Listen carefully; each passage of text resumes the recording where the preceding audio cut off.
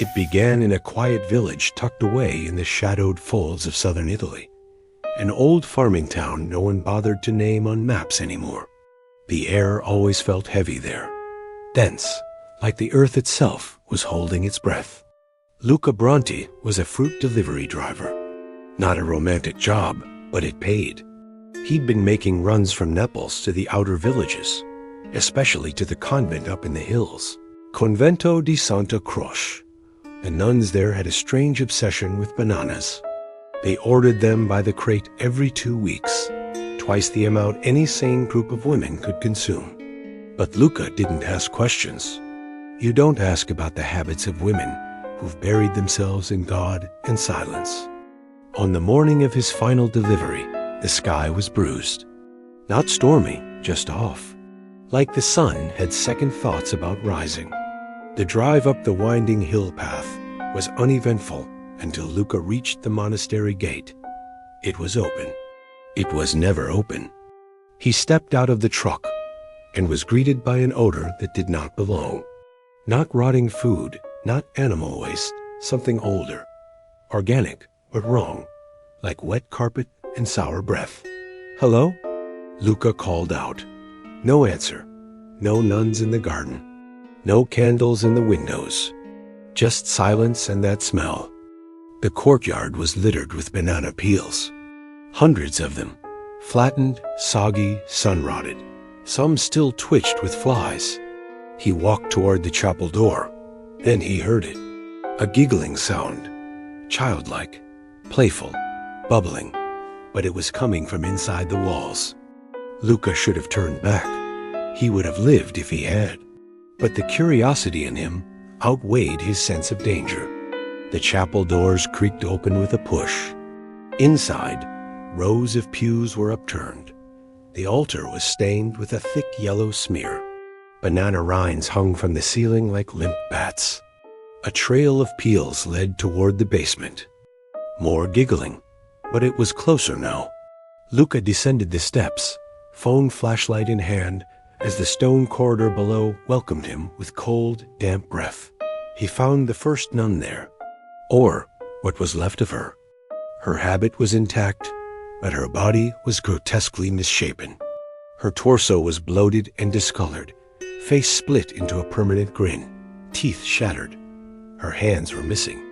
Her eyes were wide open, yet crusted with banana mush. On the wall beside her, something had been scraped into the stone. Chimpanzini Bananini! Inato. Chimpanzini Bananini! Is born. Luca's breath caught in his throat. That name, it sounded like a joke. Something you'd hear in a kid's cartoon or a playground rhyme. But what the hell did it mean? As he turned to flee, something skittered behind him. Not walked, skittered, wet, fast, slapping sounds, slipping, readjusting. He swung his light. Nothing. Then a voice echoed, raspy and high-pitched, like a monkey trying to speak. E-E-E-H, Bananaya. Luca dropped the flashlight. The last thing he saw before it hit the ground was a green chimpanzee face, its mouth ringed in red, eyes wide and glowing yellow, leering from the dark. Its body was a giant banana. It had no arms, no legs. But it moved. 2 months earlier, in a different part of Italy, Dr. Matteo Bellani was a disgraced geneticist. His license revoked, his funding culled, and his reputation destroyed after an incident involving experimental primate embryos. He was obsessed with gene splicing, not for profit, but out of a twisted curiosity. What makes something human? He would ask, what makes something banana? People thought it was a joke. It wasn't. Bellani had fled to the southern countryside, taking with him a stolen government case of embryo samples, chimpanzee zygotes. He believed in one idea, fruit-based gestation, that plant matter, under precise conditions, could serve as an organic womb. He injected a fertilized chimpanzee embryo into a hollowed Cavendish banana. Then he waited. 3 weeks later, it began to twitch. By week 6, the banana peeled itself from the inside. The creature that emerged was incomplete, legless, armless, but it could move by slapping its peel across floors, slipping and correcting itself like a deranged seal. Its head was simian, green, wrinkled, deeply intelligent. Its face was red, like a mask of blood and rage. Bellani recorded everything. The creature didn't eat. It only absorbed bananas, nestling among piles of them and slowly melding with their flesh. By week 8, it began mimicking. Voices, laughter, crying, and one night, in the darkness, it whispered its name. Chimpanzini Bananini. Luca survived. Barely. He crawled out of the monastery bleeding, covered in banana pulp and scratches. His mind shattered. He spoke in fragments to the police, ranting about the chimp banana, the fruit monster with a red grin. Of course, they thought he was insane. The monastery was locked down. No bodies were recovered. No banana peels. Nothing. The place had been sterilized, like it was never there. But Luca wasn't the only one who saw it. Across Italy, reports began to surface. A creature in the subway tunnels of Rome. A slapping sound in an abandoned Naples grocery store. Giggles coming from garbage bins filled with fruit. A viral video briefly made the rounds. A green-faced monkey peeking out of a banana pile at a farmer's market, before vanishing under a tarp. They called it a prank. But behind closed doors, the government knew better. Project Simio Frutta had not ended. It had evolved. Weeks after the incident at the monastery, Luca Bronte was institutionalized. Locked away in Ospedale Psichiatrico di Volterra, a shuttered asylum repurposed as a mental wellness center. But Luca wasn't mad. Not fully. He spent his days drawing in charcoal. Dozens of pages littered his padded cell. Green ape heads with red faces, their banana bodies curled into slithering poses, eyes always staring at the viewer. Nurses tried to confiscate them, but the drawings always came back. No one knew how, even when burned. Then came the USB stick. It arrived unmarked in a brown envelope addressed to Luca's psychiatrist, Dr. Aldo Rizzi. Inside were dozens of corrupted video files, grayscale, grainy, distorted by static and high-pitched audio whines. One file played cleanly. Its title, CB_prototype_origin_6C.by.OV. The footage showed a sterile laboratory, white walls, bright lights, a banana hanging in a temperature-controlled chamber. Suddenly, it twitched, then split. From inside oozed a green chimpanzee head, wet and pulsating. Its face was crimson, blood-red. Its eyes were shut tight, mouth gnawing silently. The recording cut in and out, jumping ahead in time. In one frame, the creature stared directly at the camera. Then, in garbled audio, it whispered, "Bananini, sono io. I am Bananini." Dr. Rizzi clicked pause. He never spoke of the file again. But 2 days later, he was found dead in his office. Banana peels were stuffed down his throat. 3 weeks after the video leak, an old nun's diary surfaced from the convent ruins. A vagrant had found it under a pile of stone near the monastery crypt. The final entries were erratic, frenzied, smudged with what appeared to be mashed fruit and blood. April 9th, the bananas won't stop arriving. Crates upon crates. We only ordered 4. We received 40. Sister Annalise said it's a sign from God, but I see mold growing under the skins, green and veined like rot. April 12th, something moved in the pantry. Sister Rosa said it was a rat, but no rat giggles. No rat sings. April 13th, I heard it speak. Just once. Chimpanzini. It sounded like a child choking. April 14th, Sister Gabriella was found peeled, not her skin, her soul.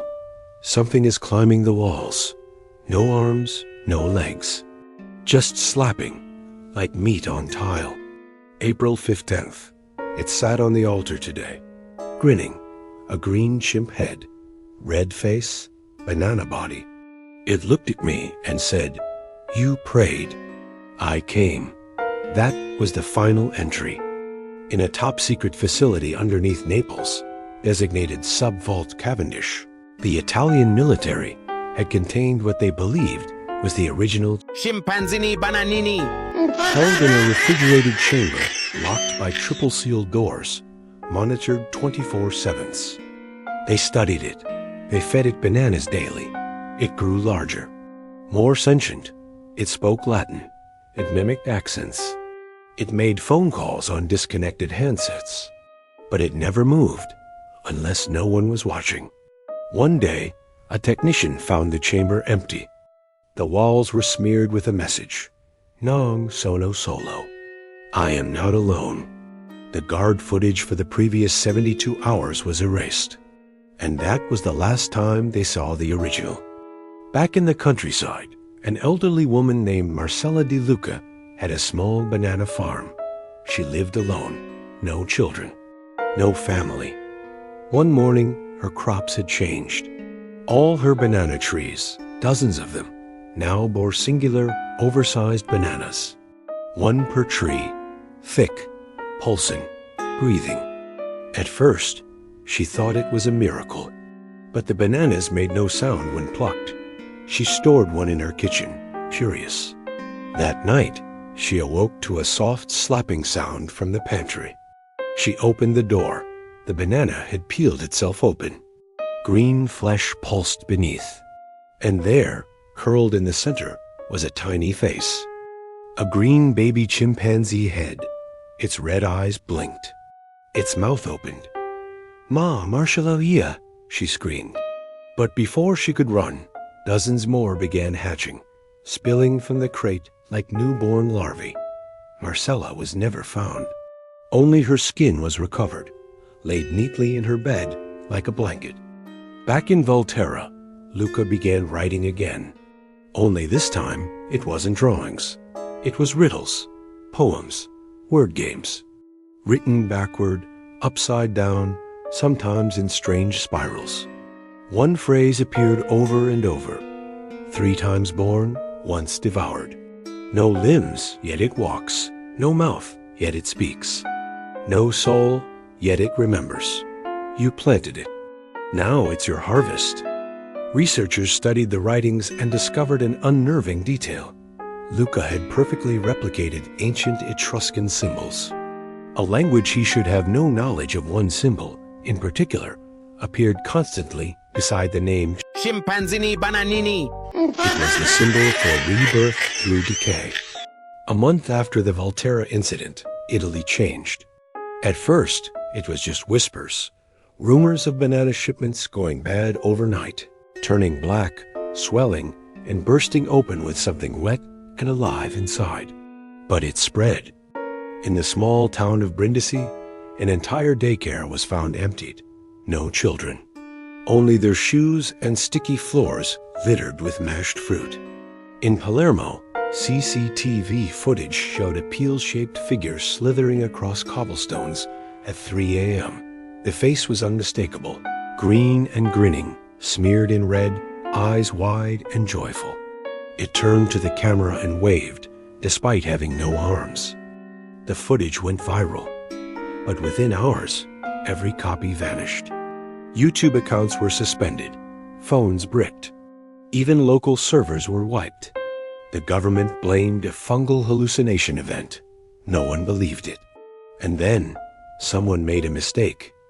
In Bologna, a toy company released a children's app, an innocent game using AI-generated mascots based on silly brainrot character trends. They found an online drawing of Chimpanzini Bananini and thought it would make the perfect new mascot. They coded it into a dancing character with a jingle.